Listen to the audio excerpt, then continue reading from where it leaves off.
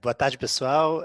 Muito obrigado pela paciência e sejam bem-vindos a essa segunda edição da série de webinars da PSR. A gente está fazendo semanalmente esse mês. Semana passada tivemos o webinar sobre PLD horário. Na semana que vem vamos falar sobre atendimento à ponta. E hoje o nosso tema um pouco mais inusitado, um pouco mais ambicioso. A gente vai falar de uma série de elementos, mas focando na análise de mercados da América Latina.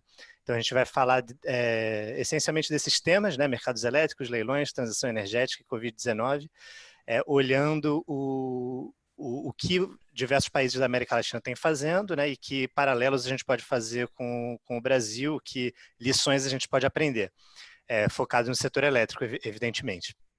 Então, eu sou o Gabriel Cunha, comigo apresentando aqui está o João Pedro Bastos, e a gente faz parte da equipe internacional de análise de mercados internacionais da PSR. Então, agradecimento aí para o Marcelo Rezende, que ajudou muito na preparação dessa apresentação. Também Juliana Xavier, Ana Beatriz Verlang e Pedro Peixoto, com toda a equipe que construiu esse conhecimento aí da América Latina que a gente espera compartilhar um pouco com vocês. A gente vai ter a apresentação, duração estimada de 60 minutos, né? Então a gente espera terminar lá por volta das 4h10, e em seguida temos 30 minutos de Q&A, perguntas e respostas. Então eu vou pedir para vocês usarem a própria função de Q&A que aparece aí, que é no aplicativo Zoom de vocês, para submeterem as perguntas. A gente vai fazer respostas informais, né? Não vamos mandar nada por escrito, mas quando a gente terminar a apresentação, vamos pegar as perguntas que ficarem registradas aí e vamos responder. Depois, tanto a apresentação PDF quanto o vídeo, que está sendo gravado desse webinar, vão ficar disponíveis nas redes da PSR. Então, eu só queria destacar, né, justamente a PSR está fazendo uma série de iniciativas de disseminação do conhecimento gratuitas, disponíveis. Então, a gente tem um podcast semanal, o PSR EnergyCast, que queria destacar, uma das edições mais recentes foi sobre o coronavírus, mais focado no Brasil. Todos são convidados a ouvir, né, evidentemente. E no ano passado também tivemos já 2 edições do podcast mais focados nessa visão da América Latina, né? Uma focada no México, outra focada na Colômbia, e que, de novo, né, exemplifica o trabalho que a gente faz. A ideia desse webinar é fazer mais um apanhado geral, então a gente não vai entrar em tanta profundidade em nenhum país, mas, evidentemente, esse é um serviço que a gente presta, né? Então podemos entrar em discussões mais detalhadas, eventualmente alguma pergunta mais específica. Então, a estrutura da apresentação de hoje primeiro, o João Pedro vai falar da visão geral, um panorama da América Latina, depois falar de elementos da transição energética. A gente sabe que todos os países do mundo, essencialmente, estão passando por essa revolução no mix energético e nas práticas, tanto de atuação dos agentes, quanto de tecnologia e desenho de mercado. Em seguida, volta para mim, eu vou falar sobre a questão do desenho de mercado, um destaque para os leilões, que a gente falou no começo, e para as adaptações que estão sendo feitas em preparação a essa realidade da transição energética. E, por último, a gente vai falar um pouco, né, da situação do Covid-19, como está afetando outros países da América Latina, que paralelos a gente pode fazer com o Brasil. Então, antes de começar, eu queria perguntar para vocês uma curiosidade. vamos lançar uma enquete aqui para saber qual é o nível de experiência, o nível de contato que vocês têm com outros países da América Latina, né? Até para ajudar a direcionar um pouco, eventualmente, alguma coisa do webinar. Então, 4 opções aí, vocês já devem estar vendo na sua tela, vou pedir que vocês votem. Primeira opção, sim, trabalho muito, a análise de mercados elétricos da América Latina é parte do meu dia a dia. A segunda, indiretamente, não é uma das tarefas principais. A terceira, se você ou sua empresa está estudando oportunidades, mas ainda não trabalha. E a quarta, se você só está aqui pelo interesse, curiosidade, não tem perspectiva no curto e médio prazo, não. Então, aguardando vocês responderem, eu passo a bola para o João. Boa tarde, pessoal. Estou aqui controlando a enquete, vou dar mais alguns segundinhos e aí em seguida eu finalizo e também começo a me apresentar. Tá? Aqui a contagem regressiva agora, 5, 4, 3, 2, 1, vai dar 1 minuto. Finalizando. Então, só os resultados foram bem divididos, então 21% faz parte do dia a dia, 25%... Da share, João. Indiretamente. Obrigado, Gabriel. Então, 21% faz parte do dia a dia, para 25% indiretamente. Muita gente analisando as possibilidades no futuro, e é bom que... Então, eu espero que esse webinar seja útil para isso, e também pessoas apenas com interesse e curiosidade, e vamos, então, também buscar dar essas informações. Tá? Então, agora, finalizando aqui a call, eu vou me apresentando mais uma vez. Meu nome é João Pedro Bastos, eu trabalho na área internacional da PSR, junto com o Gabriel, os outros colegas também foram apresentados.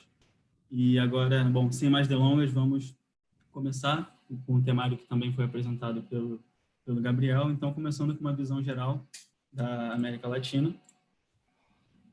Temos aqui, então, começando com um panorama econômico. Bom, a América Latina, em termos de caracterização também física, né? Uma área de praticamente o dobro da União Europeia e também dos Estados Unidos, uma população de 640 milhões de habitantes e um PIB de 5 trilhões de dólares. Tá? Temos uma renda média em termos de classificação do Banco Mundial e somos apenas 7,5% da população mundial e ainda menos de 6% do PIB. Tá? Aqui a gente coloca uma visualização, um gráfico que está ranqueado por PIB per capita, então estamos aqui capitaneados pelo Chile, mas que também dá para ver o tamanho do PIB dos países, então o Brasil, o México aqui como as maiores economias. Esse gráfico foi uma visualização que pensamos que é basicamente no eixo Y o PIB per capita e no eixo X a população, então a integral desse gráfico, né, a área toda mostrada seria o PIB da região. E dá para identificar esses países mais importantes e as economias mais relevantes.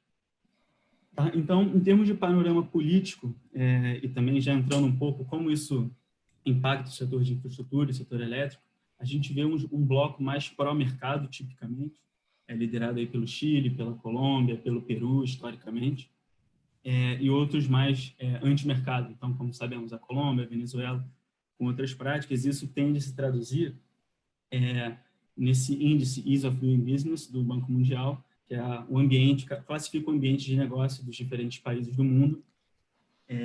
Bom, então, vemos que esses países desse bloco mais pró-mercado tendem a estar melhor classificados.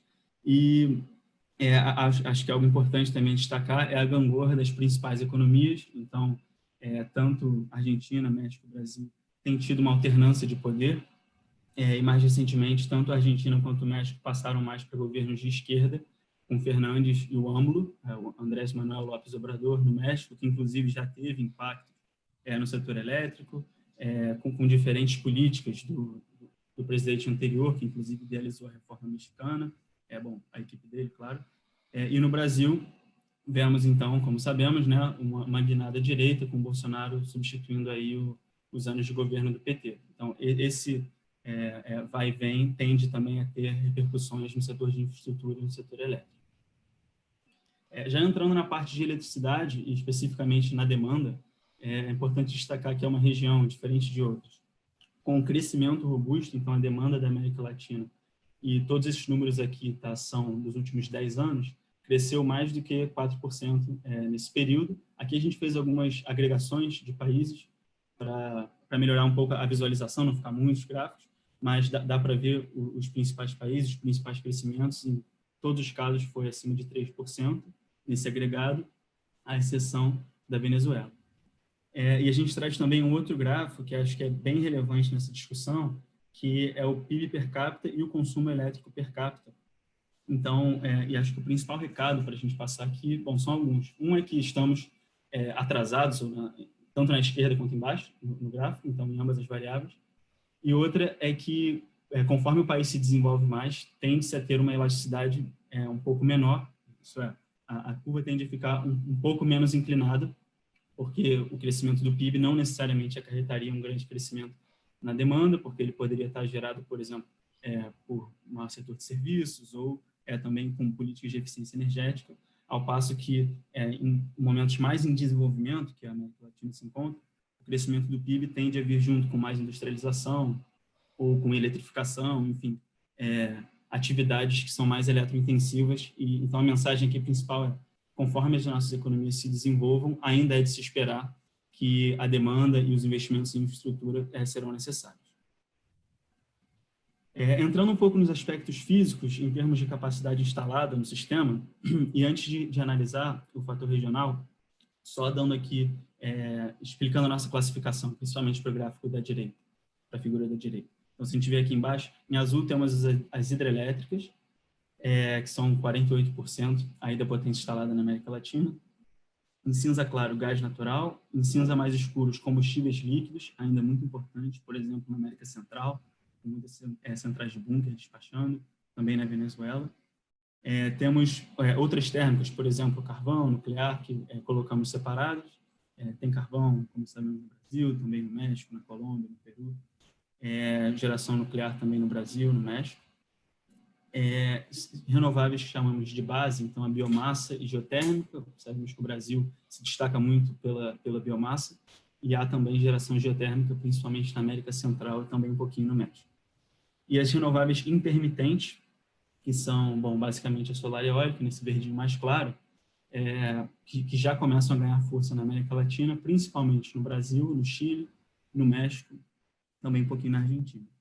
Tá, então, agora sim, analisando o gráfico da esquerda acima, a gente vê algo que salta os olhos, a grande participação hidrelétrica na matriz energética latino-americana, então com quase 50% da potência instalada hidrelétrica, e como vamos ver, vão trazer muitas vantagens nesse período de transição energética, e também sempre trouxeram alguns desafios em termos de gestão de risco.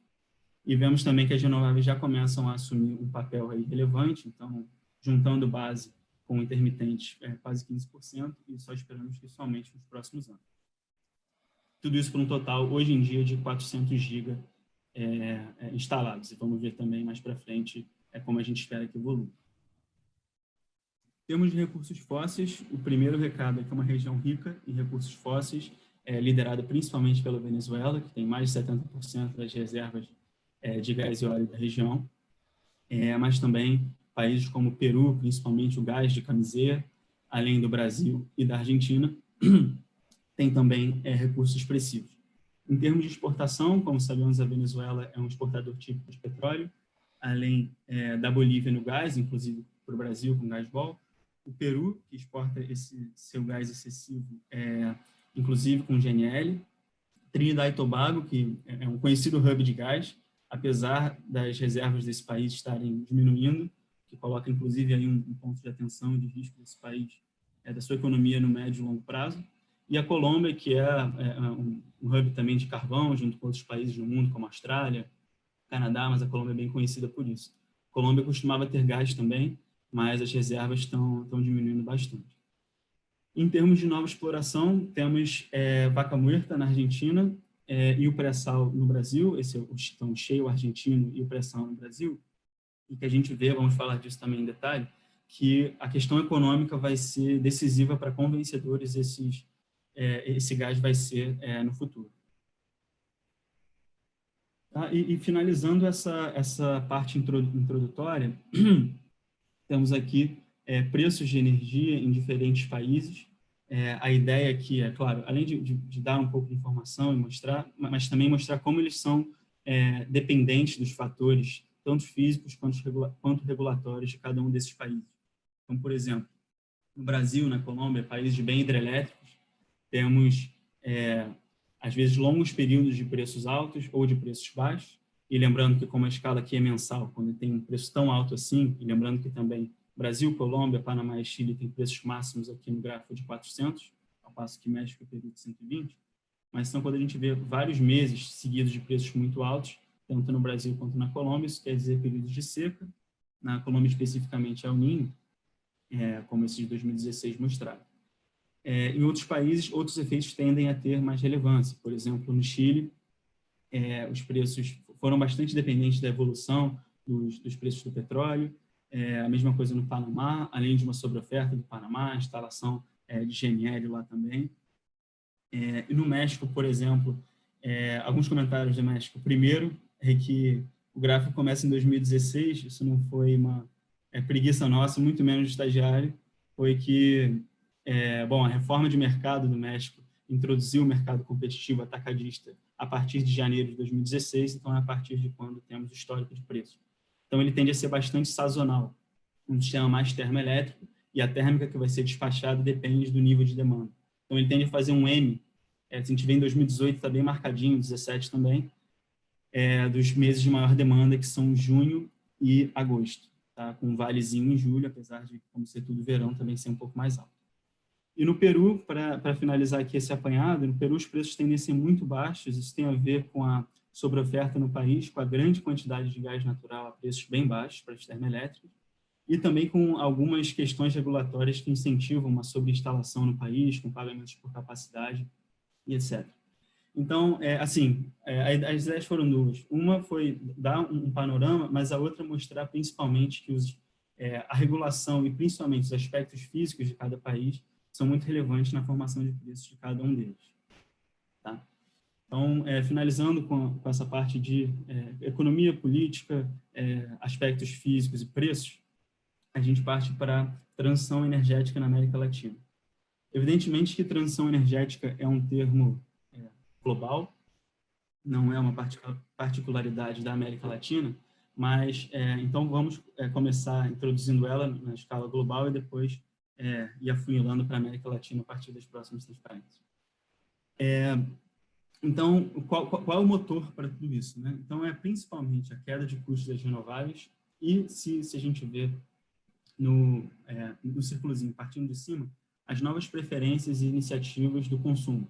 Então, o consumidor tem uma novas opções mais baratas, mais acessíveis bom, isso vai gerar, agora indo para a direita, um novo mix tecnológico no qual a lógica econômica é que tem prevalecido e que vai prevalecer. Então, claro que as renováveis têm ainda outros atributos desejáveis, principalmente a questão das ambientais, mas a lógica econômica tem sido mais forte, são as fontes mais baratas no dólar por megawatt-hora, e essa lógica está prevalecendo.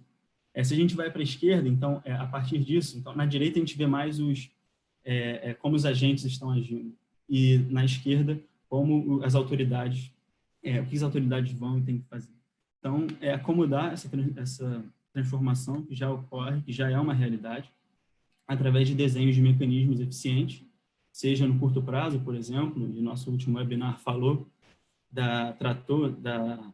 dos preços horários, como isso é importante, valorar os atributos de cada fonte, a sua contribuição hora a hora, e outros mecanismos, capturar essas sinergias, então gerando incentivos à inovação, competitividade e eficiência, para no final das contas, chegando lá embaixo, gerar uma redução de custos. Porque se a gente tiver mal desenhado, a gente não consegue capturar as sinergias, as características de cada fonte. E voltando para o lado direito, então, esse novo mix tecnológico vai exigir dos agentes novos algoritmos, novas tecnologias para explorar uma palavra que a gente acha chave aqui, que são as sinergias entre as diferentes tecnologias, e dentro desse contexto também, os efeitos portfólios, então a gestão de risco de portfólio também vem junto como palavras-chave para uma estratégia vencedora nesse novo mundo, para permitir a redução de custos e os agentes que vão realmente vencer no mundo já elétrico transformado. Tá? Então, esse é o contexto da transformação energética mundial. E agora, como ela está se dando e vai continuar se dando na América Latina.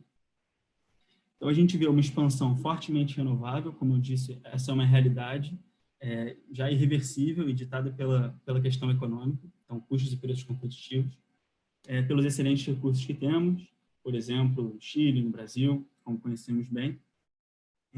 Então, antes de vir para a figura à direita, acho que é importante relembrar que como são os sistemas hoje em dia, em termos de potência instalada, então, bastante hidrelétricos e um pouco das outras fontes, e a expansão para 2030, esses dados não são da PSR, mas um agregado que fizemos dos planos oficiais de expansão de cada país, mas então que seria 50% renovável, 33% gás natural, as hidros já com um papel bem menor de 12%. É claro que é possível questionar um pouquinho se vai ser tanto ou tão rápido, mas assim, a direção é muito clara e a gente tem que estar preparado para ela. Esse é o recado principal. E outro é a complementaridade entre essas fontes, que a gente tem que aproveitar. Então, a gente já sabe no Brasil que temos uma complementaridade grande diária, por exemplo, as eólicas tendem a gerar mais de noite, e as solares, evidentemente, de dia. Isso gera uma complementaridade natural. Esse é o mesmo caso do México, temos aqui uma figurinha com a geração solar e eólica, então a gente vê que quando acaba solar, no final da tarde, a eólica começa, e, além disso, tende a estar junto com, a seguir, perdão, o perfil da demanda, ou seja, a geração eólica tende a ser maior na hora de demanda máxima, o que também é uma vantagem que tem que ser capturada, certo? Além disso, a complementaridade sazonal, esse é um caso clássico na Colômbia, que está começando agora, em um latecomer na exploração renovável, mas já tem identificado muito claramente que a região com o principal potencial eólico, chama La Guajira, no nordeste do país, tem maiores fatores de capacidade justamente nos períodos secos. Então, essa é também uma complementaridade que tem que ser notada e tem que ser valorada. Então, falando aqui do papel das hidros, como já deixamos bem claro, que as hidros são aí um ponto específico da América Latina, bem forte, e acho que não podemos deixar de considerar, falar disso especificamente, são as sinergias entre as hidros e as renováveis, tem muitos estudos sobre isso, inclusive a PSR já fez alguns, tem essa questão de Guajira, como comentei, na Colômbia, e também o fato que a hidro enfrenta algumas limitações para a expansão, dois motivos principais. Um é que grande parte dos melhores locais já foram explorados, e outro muito importante é a questão ambiental, hoje em dia mais restritiva também para o desenvolvimento hidrelétrico. Aqui a gente mostra algumas importâncias, algumas características dessa complementaridade. Então, se a gente vê no gráfico na esquerda, embaixo, vemos a distribuição de probabilidades do recurso anual, ou seja, qual é o desvio em relação à média de cada um desses recursos. Então, a gente vê que na hidrelétrica, o azulzinho, ele tende a ser mais distribuído, né? Então, ela pode variar desde muito mais seco do que a média ou mais úmido do que a média em diferentes anos. Já a solar, por exemplo, tem uma variabilidade entre dias, que pode ser um dia chuvoso, ou nublado, ou sol, mas entre diferentes anos é um recurso mais previsível, né? O sol está lá todo dia. Então, tem uma variação menor entre diferentes anos. E a eólica tende a estar ali no meio. Então, é importante a gente identificar como cada fonte se comporta e onde elas podem trazer mais previsibilidade ou mais incerteza. E aqui também vou comentar esse gráfico da direita, embaixo, que é a exigência de rampa eólica no Brasil. Então, esse não é uma particularidade do Brasil, mas mostramos aqui do Brasil, que em menos de 2 horas, uma variação de 1,4 giga. Isso foi em 2017. Tá? Então, as hidrelétricas têm uma capacidade de lidar bem com isso com menores custos do que se fosse um sistema, por exemplo, só renovável e termoelétrico. E as termoelétricas, para lidar com isso, incorrem custos, não só de combustível, como às vezes de startup. Enfim, as hidros podem lidar com isso de maneira mais fácil, mas também isso tem que ser valorizado. Então, aqui a gente faz uma comparação um pouco mais sistemática. Vamos trazendo alguns elementos, mas vamos fazer um pouco mais sistematicamente. a comparação de um sistema que seria um 100% hídrico e um 100% renovável. Claro que os países vão estar uma mistura disso, né? Um pouco mais para lá, um pouco mais para cá, à medida também que a transição continua. Mas a ideia é que os sistemas mais hidrelétricos, ou seja, de onde estamos partindo, a escala de variabilidade é sazonal e interanual, então períodos úmidos e secos mais longos, inclusive anos, ao passo que sistemas mais renováveis não convencionais seria horário e diário, então ao longo do dia que está o desafio. Isso traz efeitos na operação de curto prazo, ao passo que o primeiro é um pouco mais fácil operar a curto prazo, no sentido que tem mais reserva, mais controlabilidade no despacho. O segundo requer reservas, exatamente pela intermitência das centrais renováveis. Já as centrais complementares, então, o que a gente precisa das termoelétricas em cada um deles? No sistema hidrelétrico, elas ficam ligadas ou desligadas por longos períodos, ou seja, se é um ano úmido, as térmicas tendem a não ser ligadas, se é um ano seco, elas ficam ligadas por um grande período para guardar água ao longo do ano. E e as centrais complementares, nas bases de sistema solar e eólico, precisam de acionamento rápido, então é outro tipo de central, uma central que precisa responder rápido e que tem que ter esse serviço valorado. E os riscos decorrentes disso são, num sistema hidrelétrico de racionamento, como sabemos bem, já passamos no Brasil, salvar a energia por um período maior para ter quantidade, então seria integral aí, do recurso ao longo do tempo. Já um sistema renovável, o problema é atender a ponta, são os blackouts, porque se temos grandes variações de uma hora para outra ao longo do dia, pode não ter recursos suficientes. Então, os primeiros sistemas são conhecidos na literatura como Energy Constraint e os segundos Capacity Constraint, e vamos em algum momento estar entre os dois também, até por isso a discussão da ponta, que inclusive vai ser tema do próximo webinar do PSR, é tão relevante nessa transição.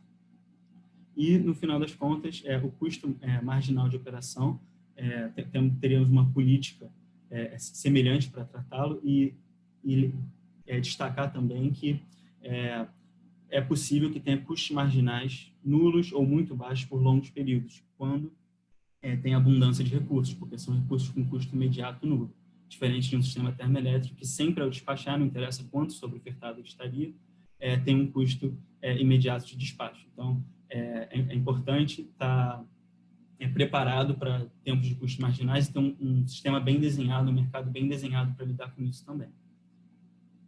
Bom, aqui mais um ator, e vamos chegando aqui na parte final da transição na América Latina, mas mais um ator relevante é o gás natural, e já tratamos deles em termos de reservas de cada país, mas aqui falamos mais especificamente do GNL. E por quê? Porque já tem na América Latina, tanto para importação quanto para exportação, mais para importação, é claro, e tende a ser um mecanismo uma estrutura um pouco mais flexível, tanto nas cláusulas de take-or-pay, quanto na flexibilidade operativa para operar, então, essas centrais com mais flexibilidade e conseguir acomodar melhor os recursos renováveis. Tá? Mas acho que o recado principal aqui é que o gás vai ser um ator nessa transição, a gente vê ele pela questão da flexibilidade e também, inclusive, por ser entre as fontes fósseis uma menos suja, vamos colocar assim, mais limpa, mas a gente vê que o atrativo econômico vai ser determinante para quão vencedor vai ser o gás nessa transição. Então, se o gás estiver muito caro e as renováveis muito competitivas, essa velocidade, essa parcela de gás vai ser menor, e caso contrário, ele pode entrar com uma parcela maior. Então, assim como o caso das renováveis que eu comentei também, a gente vê que a lógica econômica vai ser determinante para a parcela de cada ator nessa transição. Mas o gás é certamente um ator muito relevante. E, finalmente, acho que a gente não pode deixar de falar dos serviços distribuídos, da mudança no varejo, que a América Latina está passando. Sabemos que o Brasil está passando, com todas as discussões de liberalização do mercado, desde a CP33, também no PLS, e ainda mais discutido agora com a questão do Covid, com os desafios da distribuidora, os desafios atuais da distribuidora, e vemos que o potencial da GD na América Latina é muito grande. Temos também diferentes avanços regulatórios em cada país, então alguns países estão um pouco mais na frente do que a gente, como a Colômbia, outros estão mais atrás, mas a direção é muito clara, e a gente tem que estar preparado para isso. Então, o que a gente vê, e agora um ponto específico da América Latina, é que as condições para a GD. Então, esse gráfico que a gente coloca na direita compara a tarifa de eletricidade com o custo nivelado de uma solar distribuída. Aqui algumas premissas para lidar com todos os países, mas o que vemos é que na América Latina a tarifa a construção de uma solar distribuída tende a ser vantajosa em relação à tarifa. Então, esse incentivo econômico tende a ditar bastante essa evolução na América Latina. Então, é um ponto a ser tratado com bastante atenção, porque deve ser também um ator importante caso as condições regulatórias se mantenham. E é claro que, independente da condição regulatória, o grande potencial solar da América Latina se destaca também. Então, também temos essa vantagem. Tá? Então, acho que esses eram os pontos que eu queria passar, que a transição energética global, mas o jeito que ela vai se dar na América Latina já é muito claro, todos os países prevêem da mesma maneira a entrada das renováveis, que temos as hidrelétricas como um ativo muito importante para lidar com isso, que tem que ser valorizado, e que outros fatores como o gás e os recursos distribuídos vão fazer parte dessa transição. E a parcela que eles vão ter vai depender bastante da sua competitividade econômica, da evolução dos preços, para ver quão vencedores eles vão ser nesse processo. Tá? Então, essa era a parte que eu queria mostrar. Muito obrigado. Eu vou passar de volta aqui a palavra para o Gabriel. E muito obrigado. Fala, Gabriel. Bom, agora falando um pouco sobre desenho de mercado, né, no contexto da América Latina, acho que primeiro, né, um panorama histórico que é importante a gente ter claro é que as reformas de mercado de liberalização do setor elétrico, elas aconteceram no mundo inteiro em o que a gente pode chamar de 3 ondas, né, e em pelo menos 2 delas a América Latina teve um papel pioneiro muito claro. Então, primeiro, destacar nos anos 90, foi a primeira vez que começou essa moda de introduzir mercados atacadistas de energia, né? Antes disso, o mais comum eram empresas de eletricidade verticalizadas, monopólios estatais, geração, transmissão, distribuição, tudo junto, não existia lógica de comercialização, e isso começou a ser repensado, em parte por questão ideológica mesmo, né? A Margaret Thatcher, no Reino Unido, foi uma conservadora que incentivou muito, né, esse tipo de revolução, foi que muitos países seguiram essa onda do Reino Unido também, mas isso que deu na América Latina um papel de pioneirismo importante era também a necessidade de reforma na tarifa, né, na estrutura de custos dessas empresas verticalizadas estatais, muitas vezes usadas para atender a política energética dos governos, e necessidade de criar um ambiente que viabilizasse a chegada de capital externo. Né? Então, com isso dá para destacar o papel do Chile, né, que em 1982 foi a primeira reforma do mundo, né? Se usa muito mais o Reino Unido de inspiração em outros países em geral, mas é interessante ver que isso foi uma coisa que realmente começou aqui na América Latina, né? E com a maioria dos outros países seguindo não muito atrás. Daí, o que a gente chama de segunda onda de reformas, nos anos 2000, é a ideia dos mercados de confiabilidade. Daí, nesse contexto, de novo, que a América Latina ela tinha um crescimento de demanda muito rápido, que você precisava estar sempre viabilizando nova expansão para atender a esse crescimento de demanda, né? Um contraste muito grande com a situação na Europa, por exemplo, que a demanda é muito mais estável, a necessidade de expansão é muito menor, ou era pelo menos muito menor até esses anos 2000, e que novamente deu à América Latina esse papel de pioneiro, né? Então, o Brasil, tendo adotado o modelo de setor elétrico baseado em leilões, né, foi um dos primeiros a cabecear essa segunda onda. E a Colômbia, né, vale destacar que a reforma deles foi um pouco depois do Brasil, em 2006, mas foi muito mais fundamentada na ideia de você criar um mercado para um produto com fiabilidade, né? A ideia de um produto lastro separado da energia, que a gente fala tanto no Brasil, e que foi muito mais usado como inspiração, né, em modelos, por exemplo, do PJM e o do Reino Unido, né? O Reino Unido veio muito depois justamente por essa situação, né? Só quando eles precisaram de muitos anos de crescimento da demanda, começar a ameaçar a necessidade de descomissionamento de usinas a gás natural, para eles terem a necessidade de olhar mais de perto para essa segunda onda. Então, destacando outra vez o papel pioneiro da América Latina nessa segunda onda. E a terceira onda é a que a gente tem menos informação, justamente porque é a onda de transformações e reformas que a gente está vivendo hoje, né, para acomodar justamente os elementos da transição energética que o João estava falando até agora.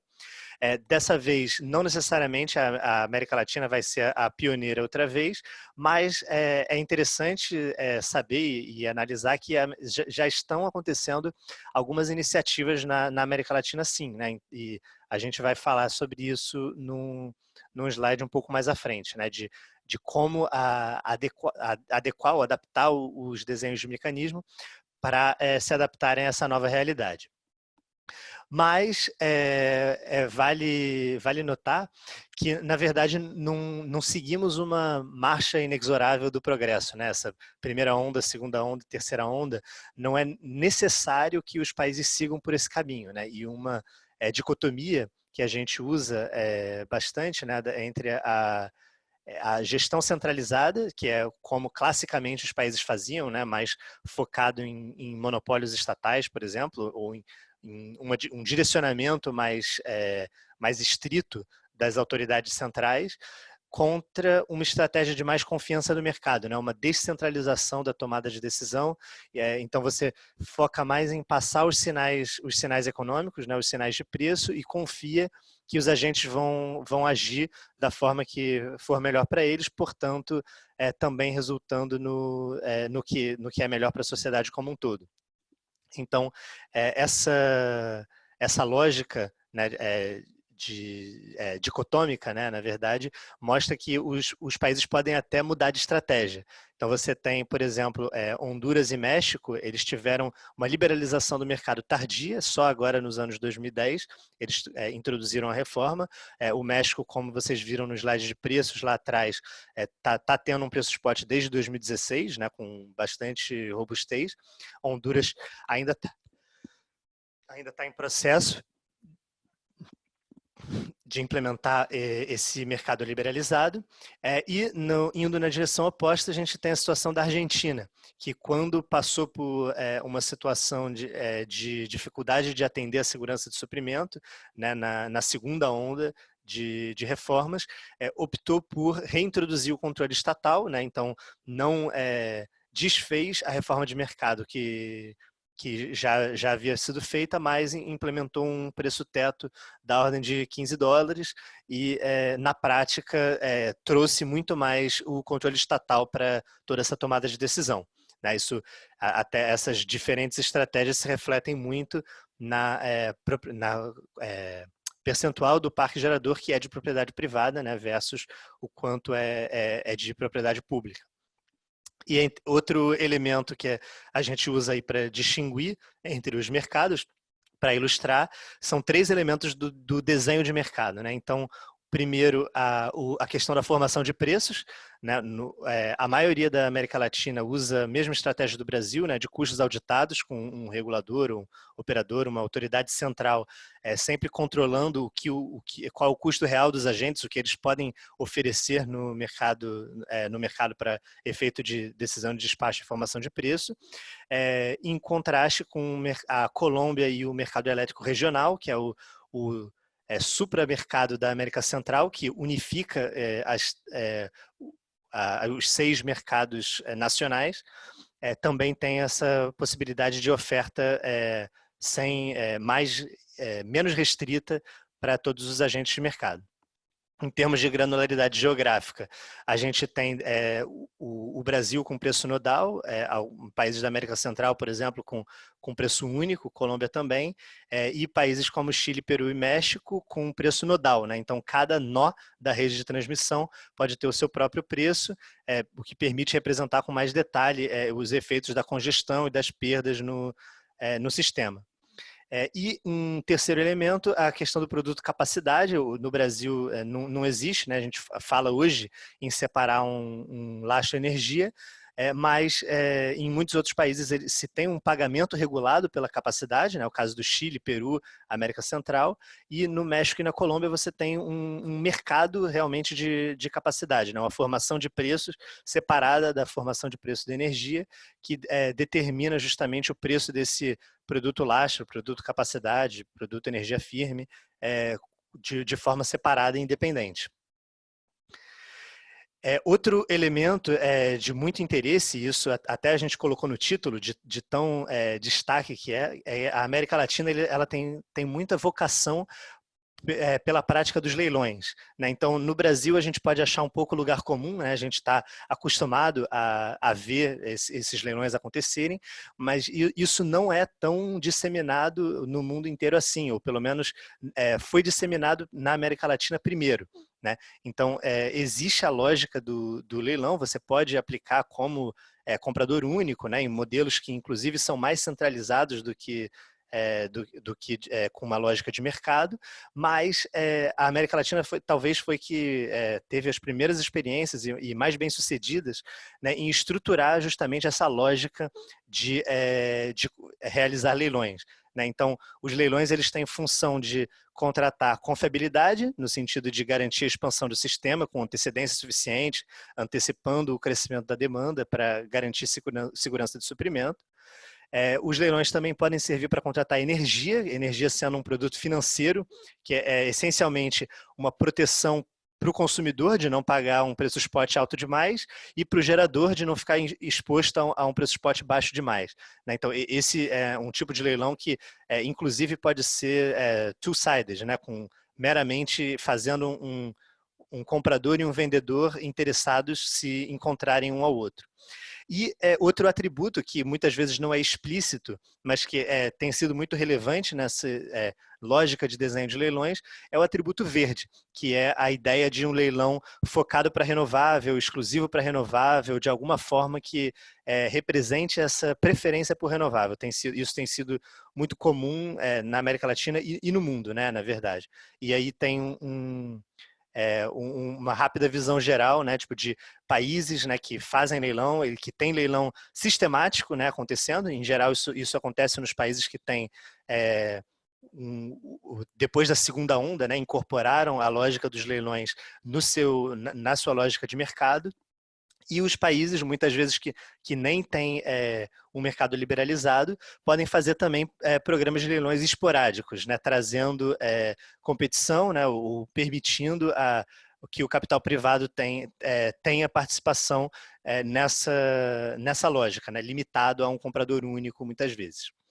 E exemplificando isso que eu já tinha falado, os leilões renováveis são praticamente um produto de exportação da América Latina, né? Em 2010, tinham só 20 países que adotavam leilões para construir nova capacidade de geração renovável, muitos deles na América Latina, e em 2019 já são 95 países, pelo menos, pelo que a gente mapeou. Isso em grande parte pelo sucesso dos leilões, até visível pela queda de preços, né? Bastante visível nesses gráficos aí que a gente mostra. Então, a Europa até tinha capitaneado mais uma lógica de feed-in tariff, né, em que você fixa já uma remuneração para o agente ex-ante, mas a feed-in tariff teve dificuldade de acompanhar essa velocidade de queda de preços que se observou nas fontes renováveis. Então, isso foi um dos elementos que fez a própria Europa hoje dar preferência para mecanismos de leilão, né, que são mecanismos competitivos e que têm sido muito bem sucedidos. E não só nas renováveis, claro, mas têm sido bem-sucedidos em todas as fontes. Então, aí, alguns exemplos, né, do Brasil, América Central, Chile, México, né, tanto em quantidades quanto em preços, de uma série de tecnologias, né, e mostrando justamente que, de certa forma, são programas sistemáticos, né, tipo que reiteradamente retornam com esses leilões, ou pelo menos dentro da forma como a segunda onda de reformas foi idealizado. Então, isso não é exclusividade do Brasil, né? Muitas diferenças, mas também muitas semelhanças com os mecanismos de leilão de outros países. E daí, destacando, né, alguns elementos, os mecanismos de leilão são extremamente versáteis, né? Então a gente falou que eles podem ser adotados tanto por países muito mais pró-mercado, né, com um mercado muito mais liberalizado. Então a lógica do Brasil, Chile e Colômbia, por exemplo, é de que o governo toma muito menos decisão de qual é a demanda do leilão, por exemplo, ele deixa que isso seja de compradores e vendedores façam declarações, né? No caso do Brasil, por exemplo, a declaração de demanda das distribuidoras, até os modelos mais comprador único, né, que tem uma gestão centralizada, é o caso da Costa Rica e do Uruguai, por exemplo, que também usam leilão como um elemento importante de complemento ao planejamento de expansão deles. Os leilões garantem a transparência e competitividade do processo, eles dão previsibilidade para o planejador da quantidade de capacidade que vai ser instalada e também para o gerador da remuneração ao longo do tempo, né, desse investimento, né? Então, permitem uma confluência de interesses aí. E daí, alguns pontos fracos dos leilões, né, que a gente, na verdade, não é o que nos impede de adotar os leilões, mas sim um alerta para prestar atenção nos elementos de desenho, e aí do lado direito a gente dá destaque para alguns elementos de desenho que a gente identificou no trabalho que a PSR fez, conjunto com a Agência Internacional de Energia Renovável, a IRENA. Então, uma das críticas que fizeram por tanto tempo, né, se preferirem as tarifas feed-in a mover para o mecanismo de leilão, é a ideia do custo de transação e da complexidade. É claro, né, o leilão sendo um mecanismo tão versátil, ele pode trazer um certo custo tanto para o leiloeiro desenhar o mecanismo, quanto para os participantes aprenderem sobre o mecanismo e poderem bidar de uma forma bem informada, né? Então, isso é um custo, mas é um custo que você paga uma vez, né? Então, faz sentido para muitos países, ainda mais dado o sucesso dos leilões no contexto internacional, ir por esse caminho. Uma outra crítica é a questão da possibilidade de atraso em má performance, né? Afinal, você compromete ex ante confiando que a capacidade comprometida vai entrar em operação de fato, mas por algum motivo pode não acontecer, né? Porque entre a firma do contrato e a entrada em operação da usina, muita coisa pode acontecer. E formas de você mitigar esse tipo de problema são com requisitos de qualificação aí no superior direito dos desenhos de leilão mais restritivos, então não permitindo que os cowboys, os caras mais agressivos entrem no leilão confiando que alguma coisa que tudo dê certo para eles e pensando que podem pular fora caso isso não aconteça. Isso é desejável para o leiloeiro evitar. E ajustando também o passivo dos vendedores, né? Que é outro elemento de leilão, colocando penalidades ou colocando alocação de risco, ou de alguma forma skin in the game, que faça os próprios investidores, os próprios geradores terem interesse em cumprirem com o que foi comprometido. E em todo esse desenho de leilão é importante levar em consideração as externalidades. Então, principalmente quando eu estou comparando no mesmo mecanismo de leilão tecnologias diferentes ou localidades diferentes ou de alguma forma elementos que têm características diferentes, né, que têm atributos diferentes, isso precisa ser incorporado de alguma forma na escolha de vencedores do leilão, né? Então, fazendo aí uma visão geral, né, tipo, dos desafios dos leilões e como uma boa construção dos elementos de desenho pode ajudar a proteger contra esses potenciais pontos fracos e potencializar os pontos fortes. Bom, ainda no contexto de leilão, um detalhe que acho que vale a pena mencionar é que a América Latina tem usado muitos leilões também no contexto da transmissão. Então, construindo a transmissão, ela tem uma característica de ser mais planejamento centralizado, né? Então, o primeiro, algum tipo de planejador, algum tipo de de entidade responsável pelas linhas de transmissão faz um planejamento determinativo, mas em seguida essas linhas podem ser leiloadas e encontrar uma empresa que esteja disposto a fazer essa obra, né, ou fazer esse traçado pelo menor custo. Então, praticamente todos os grandes países com mercado mais liberalizado na América Latina implementam esse tipo de mecanismo de leilão com periodicidade elevada, né, como é o caso do Brasil, e não é exclusividade do Brasil, a maioria dos outros países da América Latina também faz. E daí, como eu tinha prometido, algumas pinceladas do que poderia ser a nossa terceira onda de inovações de mercado, olhando aí para o que outros países da América Latina têm feito. Um ponto interessante é que até vou destacar o papel da Colômbia, né? A Colômbia terminou agora, mês passado, a sua missão de transformação energética. Então, foi um processo de vários meses, né? Um processo de também contemplando uma potencial reforma do setor, se preparando para a transição energética.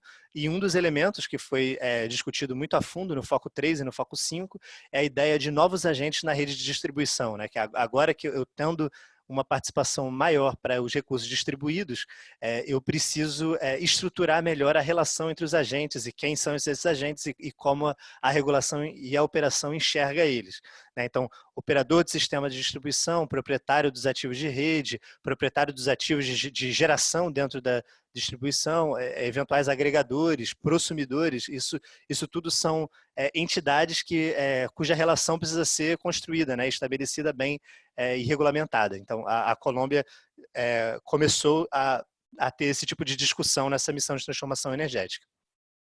Um outro elemento muito importante é a ideia dos serviços de flexibilidade, né? O João falou muito bem sobre como as renováveis intermitentes exigem serviços que podem ser prestados pelas hidros, podem ser prestados pelas GNL flexíveis, podem ser prestados por resposta à demanda, eventualmente, né? Serviços na rede de distribuição.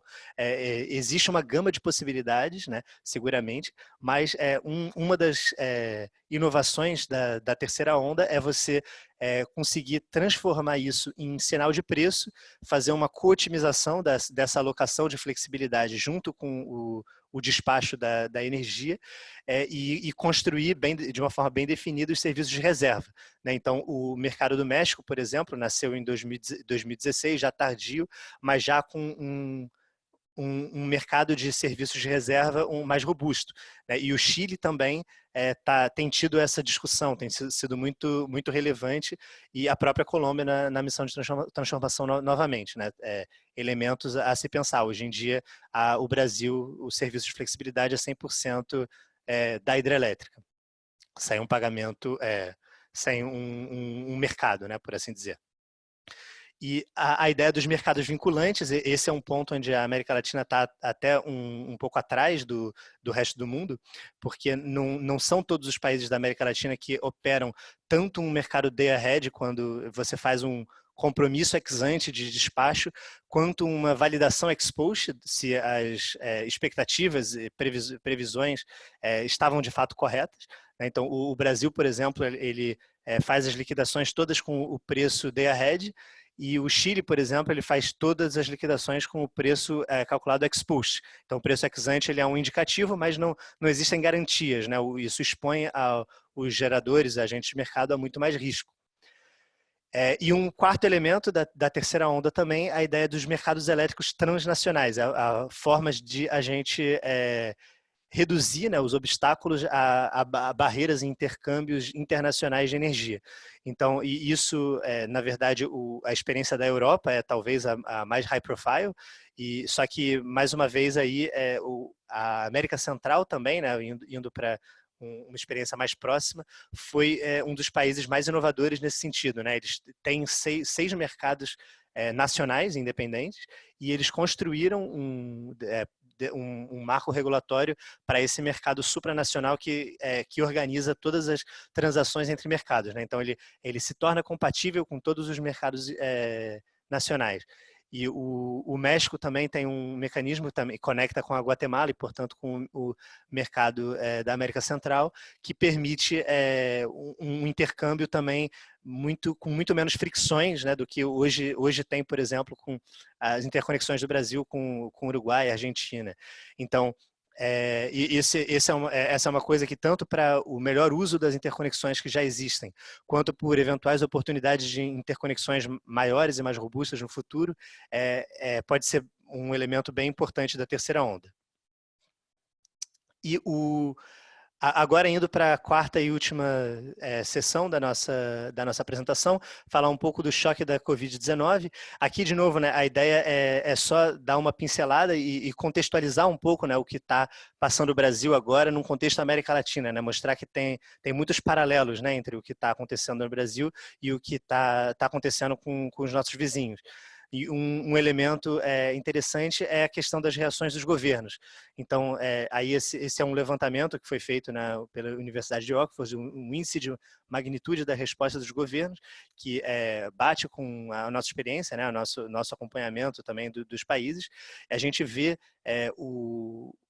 alguns casos excepcionais, né, a Nicarágua completamente fora da curva, mas o Brasil e o México foram países também que adotaram uma resposta a ações de lockdown ou ações de isolamento social um pouco mais branda e mais tardia comparada com países como El Salvador, o Peru, Argentina e Colômbia, que fizeram tomaram iniciativas, né, nesse sentido de implementar lockdown e de tomar atitudes de contenção anterior, né? Então essa visão, né, tipo, de diferenças de tratamento, ela é interessante para as nossas análises, né, para os nossos acompanhamentos.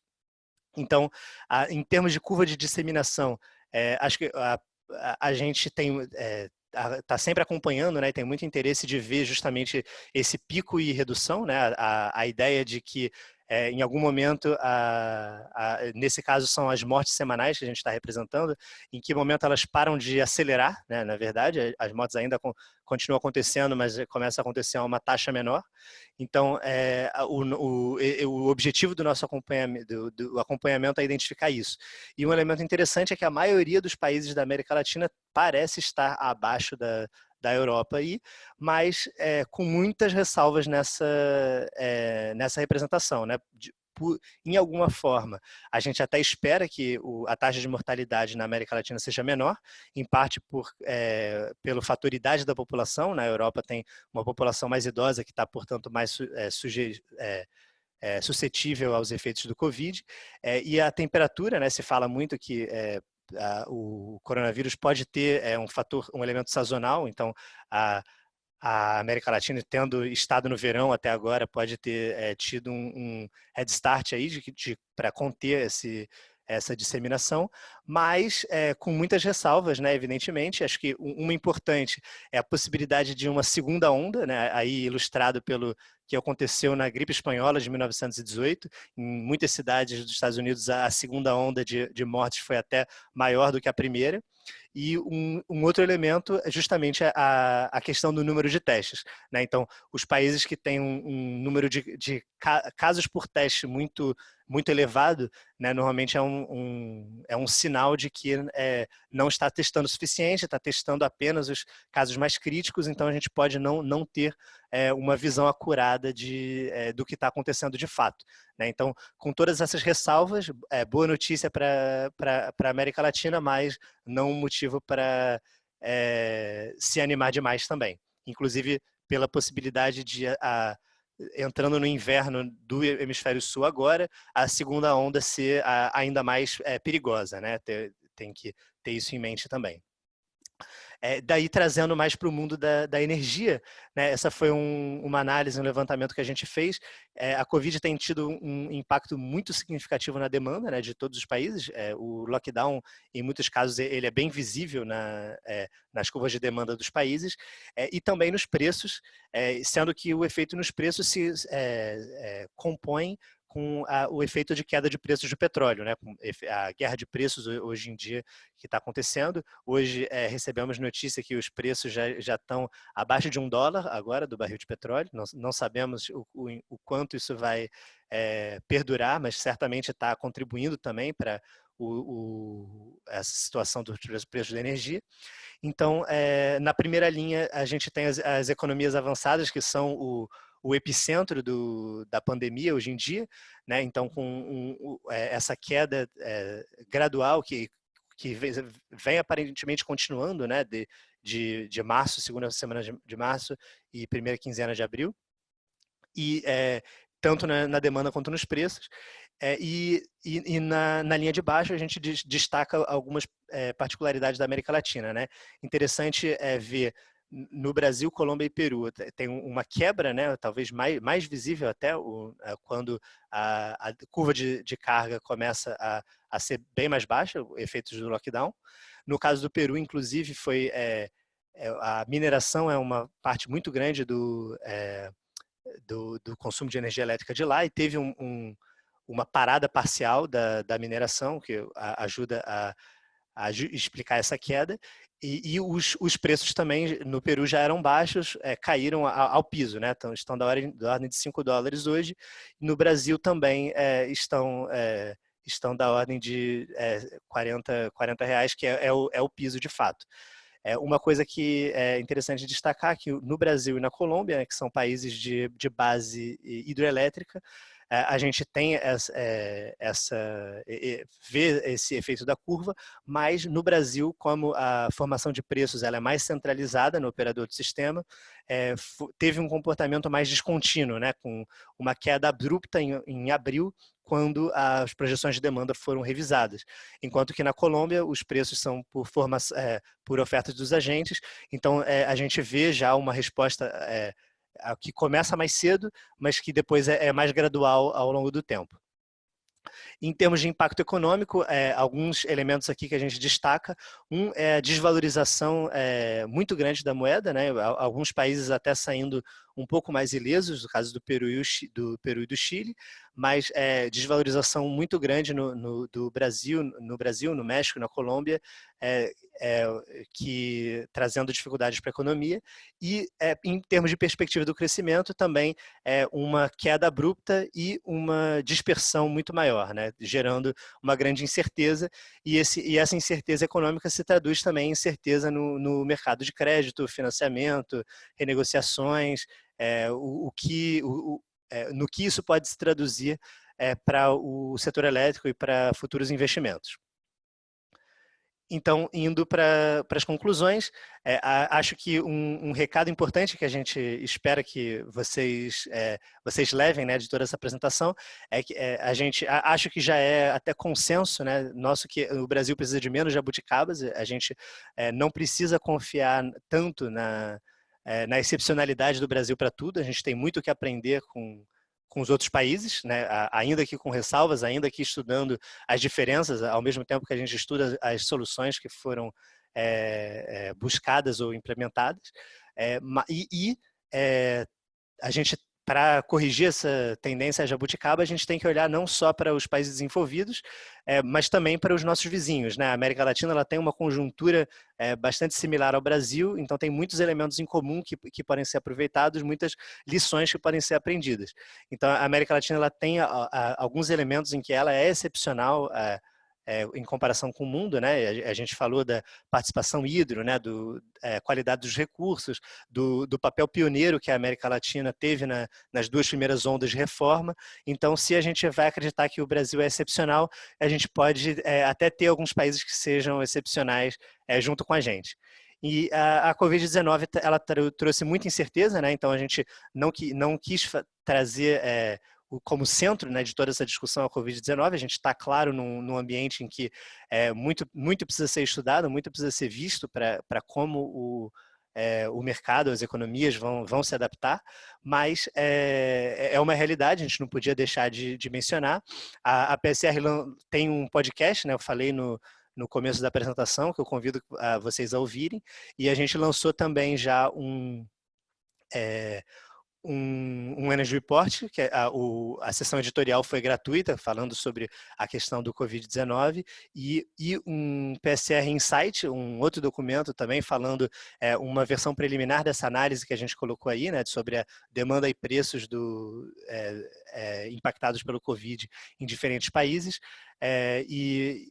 Então, temos muito mais material, e não só produzido pela PCR, eventualmente, e vamos continuar estudando e discutindo isso. Então, eu agradeço muito, né, mais uma vez. O João está acompanhando aí as perguntas e respostas, acho que a gente faz um bate-bola agora respondendo. Obrigado pela atenção, desculpa ter passado 10 minutos, né, mas vamos tentar aí mais 20 minutos, meia hora pelo menos, de resposta às perguntas de vocês. Beleza. Obrigado, Gabriel. Você me escuta bem, Gabriel? Sim, escuto bem. Perfeito. Então, eu vou começar aqui com algumas das perguntas, daqui a pouco eu passo a bola, você também pode selecionar um pouco perguntas que foram mais relacionadas com o que você apresentou, mas a gente vai se complementando. Então, eu vou começar aqui com a pergunta da Cristiane Andrade.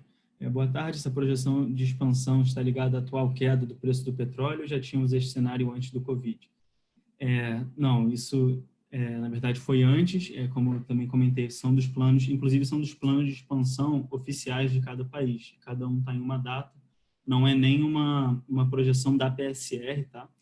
São dos planos de expansão de cada país, então pode ser que a expansão seja um pouco menor pela Covid, pode ser que seja um pouco menor pelo viés, às vezes, um pouco otimista de algumas planejadores centrais. Então, não é assim a nossa expectativa 100% atualizada de hoje, tá? São referências de cada país e que, em geral, não tem o efeito da Covid, tá? Tem uma outra pergunta aqui do Marcelo Brandt. Para a previsão de 2030, as energias renováveis de base possuem um aumento muito pequeno. Qual é o motivo disso? Sendo que as energias renováveis de base conseguem atrelar a vantagem de ser renovável e ainda ser despachável. Olha, Marcelo, eu concordo com você totalmente, elas têm essa vantagem mesmo. Eu acho que o motivo principal é o quão barata as renováveis intermitentes ficaram, principalmente a solar, também a eólica. Então, acho que a questão tem sido preço, tá?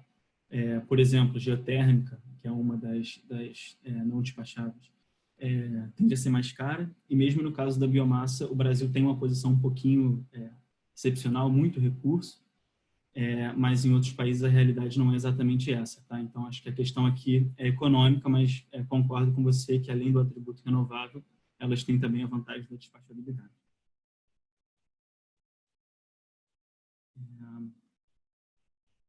Temos aqui mais uma pergunta.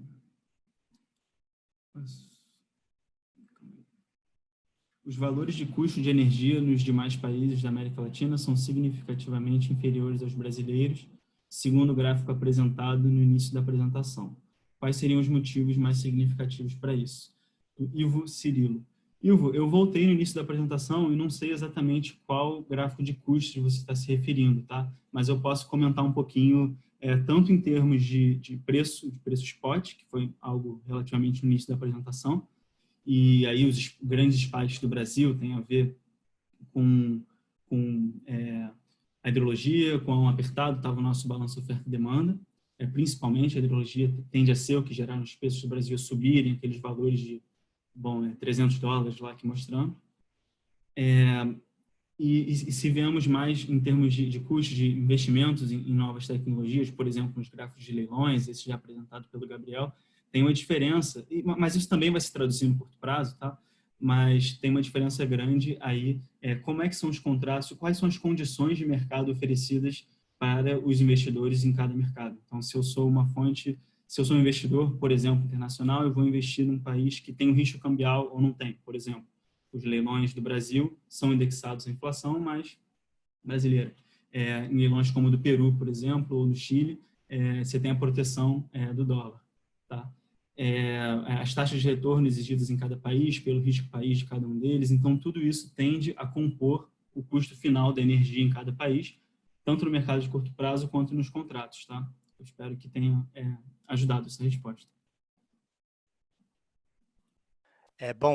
Agora continuando a pergunta do Ricardo Buratini, perguntou sobre vários países pararam os processos de privatização, re-regularam mercados de infraestrutura, serviços públicos, sobretudo na Europa. Isso tem acontecido no setor elétrico mundial também, e por quê? Isso, Ricardo, acho que está muito ligado com a discussão que eu falei logo depois das 3 ondas de reforma do setor, sobre essa estratégia, né, de você centralizar mais ou liberalizar mais e confiar mais no mercado. Eu acredito que até agora a tendência tem sido mais forte de liberalizar, né? A gente vê, por exemplo, Honduras e México, né, que historicamente não tinham essa tendência, optaram pela reforma finalmente, né, depois de 2015, inclusive, nos 2 casos. Daí tem a lei, daí toda a regulamentação, né? No caso de Honduras ainda está em processo, mas o grande contra-exemplo, né, eu diria, no mundo do setor elétrico seria a Argentina. Eu acho que onde talvez tenha um risco aí, né, dos mercados mais uma vez optarem talvez por interromper a privatização, a liberalização, seria, né, nesse contexto da terceira onda, né, ao dizer que com essa transição energética é muito importante a coordenação desses diferentes elementos, né, do gerador distribuído, da distribuidora, do planejador. Eu não tenho condições de viabilizar isso via mercado, eu prefiro centralizar tudo. Esse pode ser um caminho, mas no momento não é o que a gente está vendo, né? A gente vê até com o exemplo do modernização do mercado elétrico brasileiro, o exemplo da missão de transformação da Colômbia, o exemplo do Chile, todas essas atividades que até a própria PSR tem participado, né, como consultora para governos, reguladores, policymakers. A gente vê um interesse, sim, né, em continuar essa tendência, né, e não de interromper e voltar para um controle mais estatal, embora exista esse risco.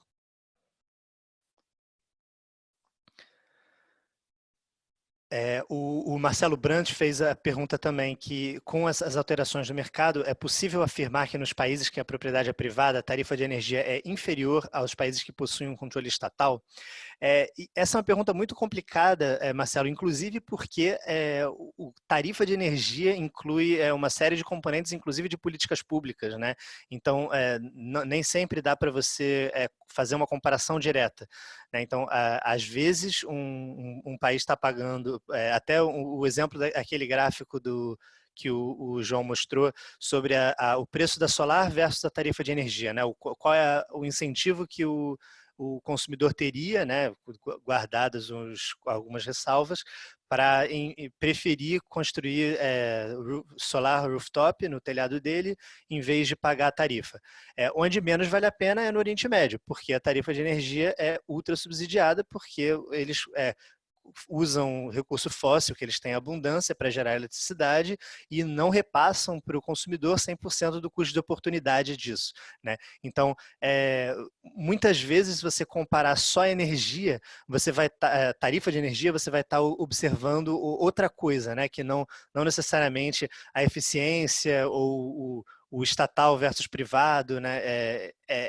Isso exige normalmente uma análise mais aprofundada. Tem aqui uma pergunta do Felipe Freitas. Vocês acreditam que as renováveis podem ser um vetor importante da retomada econômica pós-pandemia, num caminho mais verde da economia global de uma forma geral? Olha, eu acredito que sim, Felipe, e a resposta é sim, inclusive independente da pandemia, tá? A gente vê a renovável como as vencedoras nesse processo pelo critério econômico e também ambiental, mas o econômico ditando principalmente. E no pós-pandemia, acho que isso não muda. Acho que os preços vão continuar competitivos, inclusive pode ter alguma sobreoferta no setor, nos equipamentos, etc. Mas eu acho que o principal aqui é a demanda, né? Então, assim, acho que a direção, então o vetor não mudou, mas o quão mais rápido ou mais devagar do que seria antes da pandemia, acho que o que pega é a demanda. Então, talvez essa entrada seja um pouquinho mais lenta, no muito curto prazo, né? Se isso afetar em alguma medida os leilões ou os preços de curto prazo para quem queria entrar merchant. Então, assim, sim, são um vetor, mas acho que a demanda é a questão que pode pegar um pouquinho aí para essa velocidade, tá? No muito curto prazo. o Túlio, né, ele fez duas perguntas, Marcos Machado Alves fez duas perguntas muito focadas na ideia de intercâmbio de energia na América Latina, né? Uma seria o que seria uma sugestão para o incremento no curto prazo do intercâmbio de energia na América Latina, né? E outra pergunta dele é se esse incremento dos intercâmbios internacionais pode ser considerado essencial para garantir o atendimento da demanda com custos de exploração menores. E sim, esse é um tema muito interessante que a gente tem observado muito, né? Tem estudado muito, até participado nesses estudos de potenciais novas interconexões. A gente vê sim bastante interesse, né, em mais intercâmbio, em mais integração internacional. Uma dificuldade é sempre a negociação, né, que passa necessariamente por um elemento político, né, que envolve diferentes governos e que precisa, de alguma forma, fazer chegar a um acordo, sabendo que cada governo vai ter a tendência, né, de resolver o problema doméstico e não necessariamente o problema do país vizinho, né? Até teve uma experiência muito traumática, né, entre o Chile e a Argentina, que tiveram uma parceria nos anos 90 com a exportação de gás argentino para o Chile, que culminou numa crise energética. A Argentina parou de exportar, o Chile não tinha alternativa, né, de combustível e precisou correr atrás de GNL, combustíveis líquidos às pressas. Então, isso é uma coisa que talvez deixe os governos com muito mais cautela, mas as oportunidades são muito grandes, né? A gente vê, inclusive, duas categorias, né, de oportunidade nesse mundo de transição energética. Uma coisa seria a transmissão troncal, né, para eu levar recurso renovável de alta qualidade, mais concentrado em alguns lugares, para os centros de demanda, né, e isso pode ser muito eficiente atravessando fronteiras, né, evidentemente. E outro é a ideia de flexibilidade da transmissão, né, porque justamente com um sistema mais dependente das renováveis, eu tenho muito mais incerteza, né, muito mais um conjunto muito mais amplo de fluxos possíveis, né, tipo de aonde que regiões podem estar sendo importadoras ou exportadoras, e você colocar mais em interconexão, né, você permitir uma maior integração, ajuda bastante nisso também. Então, é uma forma de você atender a essa necessidade de flexibilidade das renováveis com a rede de transmissão, né? E não necessariamente com novos recursos propriamente, né? De geração, como a gente está acostumado a pensar. Então, são oportunidades muito relevantes que a gente vê, não entramos em tanto detalhe assim, e transnacionais também, né? Uma forma que a gente acha que pode ajudar, né, nessas fricções aí de negociações políticas que não dá para evitar 100%, é você criar um marco regulatório que já permite, né, e já acomoda esse tipo de oferta, né, vinda do país vizinho, eventualmente uma oferta oportunista, né, de compra ou venda, que gerencia as importações e exportações, né? Isso é bastante em linha com o que o México construiu, né, na reforma de mercado dele, e hoje tem sido tem sido muito ativa, né, a linha de interconexão entre o México e a Guatemala, por exemplo, graças em grande parte a esse desenho de mecanismo.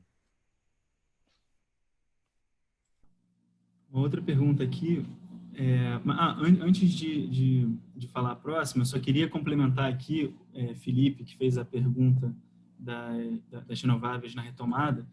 Na verdade, inclusive, esse é exatamente o tema do nosso EnergyCast, do nosso atual EnergyCast, chama Recuperação em V de Verde, inclusive com a participação do Joaquim Levy.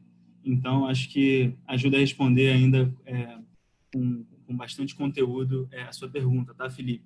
Então, eu indico para você e para os demais ouvintes. Então, as renováveis na retomada pós-Covid. Tem também uma pergunta aqui do Marcelo Meirelles, e Gabriel, também você pode complementar.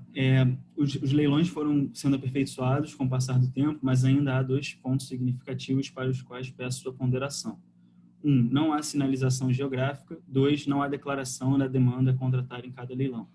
a falta das sinalizações leva a um gasto enorme na confecção de projetos de geração, que ficam parados na prateleira, são gastos milhões em licenciamento ambiental, direito societário, em questões fundiárias. Em uma nova forma de leilão feito para projetos em locais determinados pelo leiloeiro, já concedendo licenças e contratos de combustível, poderia diminuir o custo do Brasil nos leilões de energia nova.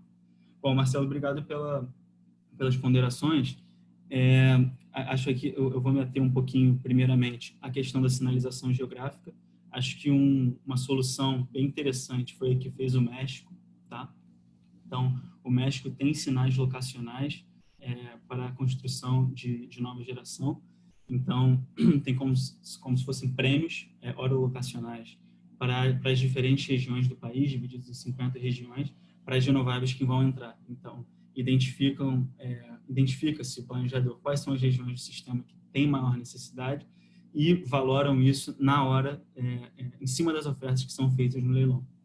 Então, esse tipo de medida ou de desenho no qual o leilão leva em conta as necessidades das localizações é importante. Outra coisa que entra também no leilão do México são as questões das limitações de transmissão para cada uma dessas regiões.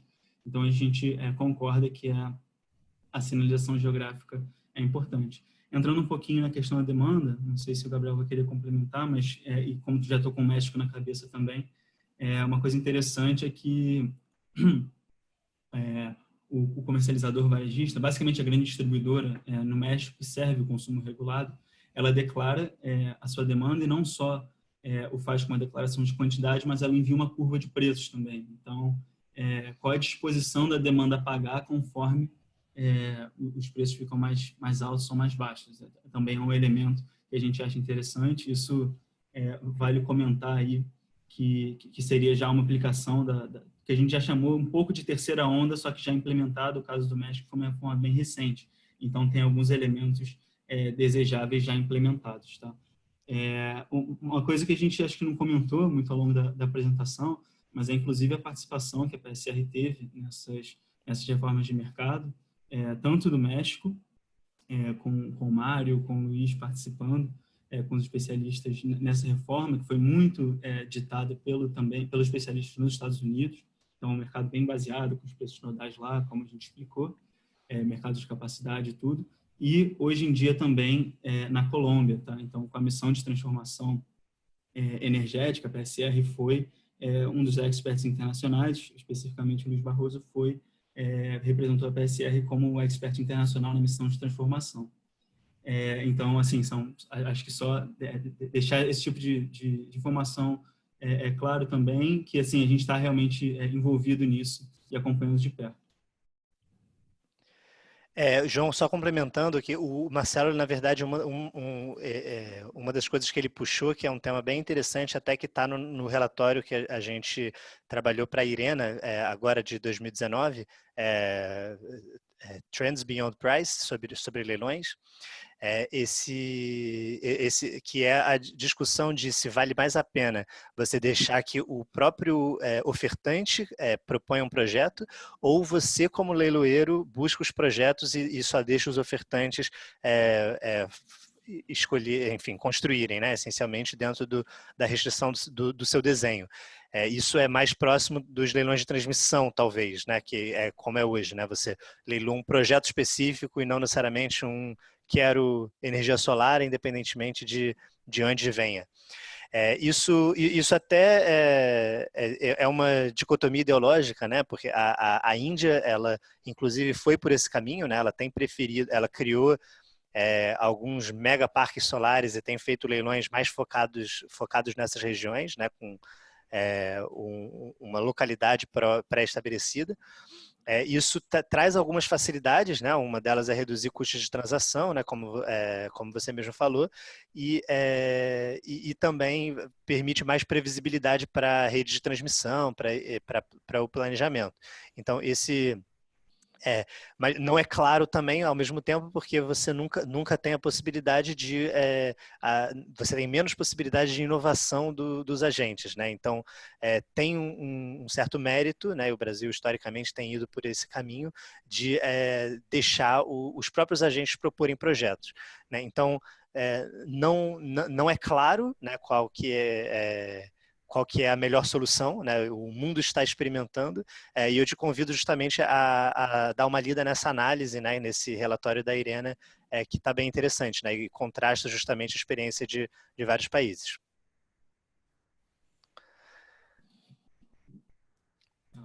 Bom, pessoal, temos mais...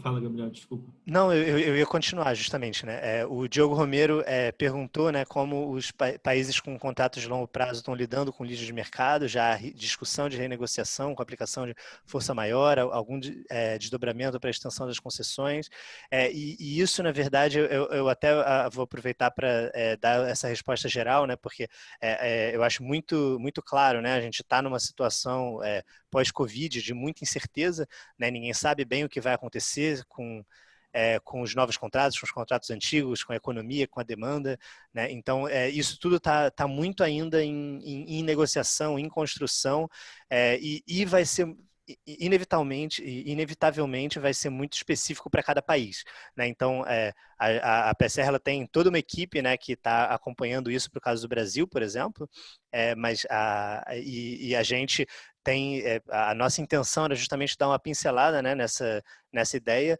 mas que muito não se sabe e muito possivelmente os diferentes países vão adotar diferentes estratégias, né? Então é difícil dar uma resposta precisa, né, do que vai ser e em geral, né, os países ainda não chegaram a uma conclusão, né? Não deram uma resposta, ainda se está negociando, as possibilidades ainda estão na mesa, a gente sabe, a gente tem ideia, né, do custo que seria, né, você tomar uma atitude impensada, né, num momento como esse, embora acho que todo o mercado, todas as empresas, todo o setor entenda que se trata de uma situação excepcional, mas o que vai acontecer concretamente é realmente difícil de responder nesse momento. A Joana Freire perguntou, pessoal, a gente está aqui, já deu 4h30, a gente vai responder mais algumas perguntas, pouquinhas, mas daqui a pouco a gente encerra, mas também lembrando em conta que a gente atrasou um pouquinho, tá? Então, a pergunta da Joana Freire foi, dados os preços baixos de gás, supondo que permaneçam no longo prazo, vocês veem que a energia a gás ganha competitividade frente às renováveis, especial eólicas, podendo reduzir a participação da eólica no mix da matriz? Olha, Joana, minha resposta aqui é sim, naturalmente, se temos um competidor mais barato, então se o gás, e acho que isso tem bastante a ver com o que eu comentei, a participação do gás nessa transição depende muito dos custos associados a essa tecnologia. Então, assim, a gente vê as renováveis como grandes vencedoras nesse processo, tá? Então, acho que vai ter bastante espaço para renovável e elas vão liderar. Essa é a nossa percepção. Agora, o quanto o gás pode tirar um pouquinho desse espaço ou complementar um pouco mais, sem dúvida está relacionado com os custos, tá? A sua segunda pergunta foi como é a ordem de investimento no Brasil. Com a queda da demanda, algumas ofertas terão que ser canceladas, reduzidas, qual fonte reduz primeiro?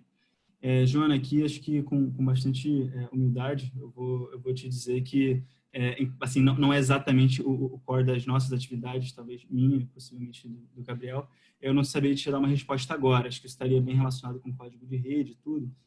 Temos uma equipe bem focada no Brasil, em transmissão especificamente, e nessas questões, que poderiam vir a te contactar para tirar essa dúvida em mais detalhe, tá, Joana?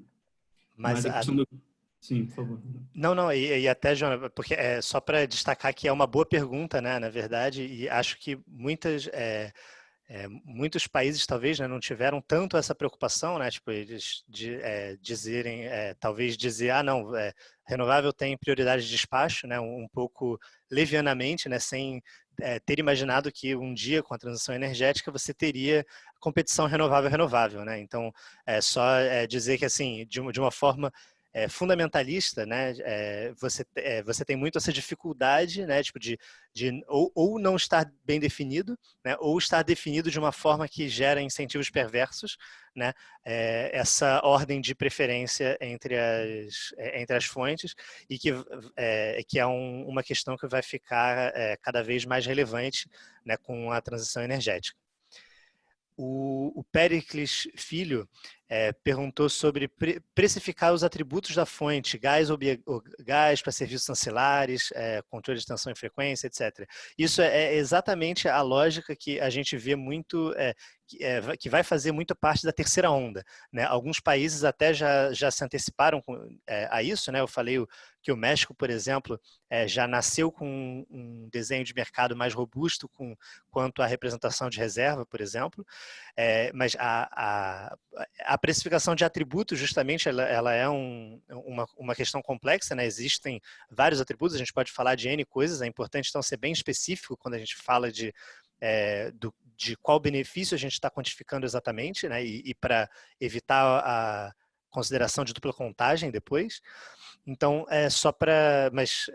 o que a gente tem na PSR, né, nos exercícios que a gente tem feito, a gente tem tido bastante o cuidado de fazer, e como você falou, a ideia de serviços ancilares é o mais natural para a gente, né, nos parece a ideia de uma co-otimização, né, e cálculo explícito de um preço marginal, preço sombra do recurso spot dentro do próprio modelo de mercado, né? O modelo usado no despacho, na formação de preços, né? E isso daí tem toda uma questão regulatória, legal, de como isso vai ser implementado, mas a questão técnica, né? A gente acredita que não tem outra forma que não seja passando por isso, né? Por essa visão das variáveis duais do próprio modelo de despacho, que valoram o benefício da flexibilidade. Bom, e finalmente, a última pergunta, conseguimos fechar todas, pelo menos aqui do Q&A, da modalidade Q&A. Eu sei que ainda tem algumas no chat, mas para a gente conseguir fechar aqui tudo, a Helena Luísa Leitão de Oliveira pergunta: para uma geração renovável muito mais intermitente do que estamos acostumados a operar, há necessidade de investimento na operacionalização física e programável, ou o Brasil está preparado para essa onda? Olha, Helena, talvez sem entrar muito na questão técnica aqui, mas o que a gente pode dizer por questão de matriz energética, que o Brasil está, em geral, mais preparado ou vai lidar com um pouco mais de facilidade do que muitos outros lugares, por ter uma matriz, em geral, flexível, principalmente por causa das hidrelétricas, dos reservatórios. Então, mas, assim, é claro que serão necessários aperfeiçoamentos para o futuro, mas o que eu acho que eu poderia passar é que estamos em uma posição relativa boa.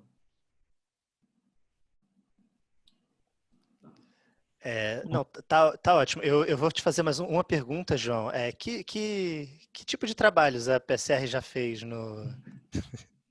Não, desculpa, tô de brincadeira. Queria agradecer muito, né, na verdade, a participação de todos vocês. Desculpas o pessoal que mandou pergunta pelo chat, a gente não conseguiu responder, né, na verdade. Espero que tenha sido enriquecedor, né, para todos vocês. Como eu tinha falado, esse material vai ficar disponível, né, e aqui no final só queria dar esse gostinho, né, e deixar para vocês. A gente tem alguns exemplos, né, de coisas que a PSR faz, né, na América Latina, né, a gente tem uma presença, a gente faz periodicamente, né, estudos, e como o próprio João lembrou, né, a gente falou de todos esses estudos da terceira onda, que é uma coisa que a PSR tem estado bem envolvida, né, então tem acompanhado e tem avaliado essas dinâmicas e essas discussões em vários países da América Latina, né, então o que for do interesse de vocês, né, evidentemente, convido vocês a entrar em contato com a gente na PSR. Né? Beleza, acho que chegamos aqui, contando já com uns minutinhos de atraso, ao final. Bom, tem algumas perguntas no chat, mas acho que em relação ao tempo vai ficar difícil responder tudo. Temos uma aqui do Chile, dos preços nodais. que realmente a gente vê que no Chile é diferente, tem as renováveis estão sofrendo realmente gargalos na transmissão que estão impactando no preço spot, e é uma dinâmica assim, mais agressiva, inclusive, do que quando os preços são regionais, como no caso do Brasil, ou inclusive single node na Colômbia e muitos outros países. Enfim, as respostas vão ficar talvez um pouco superficiais se a gente tentar passar por todas. Acho melhor a gente finalizar por aqui pela questão do tempo, mas queria agradecer a presença de todos e também a oportunidade pela PSR e o apoio dos nossos colegas na elaboração do material. Muito obrigado. Obrigado, pessoal. Então, encerramos por aqui e esperamos vê-los no webinar da semana que vem, falando sobre a oferta de potência no Brasil. Tchau, até a próxima. Tchau, tchau.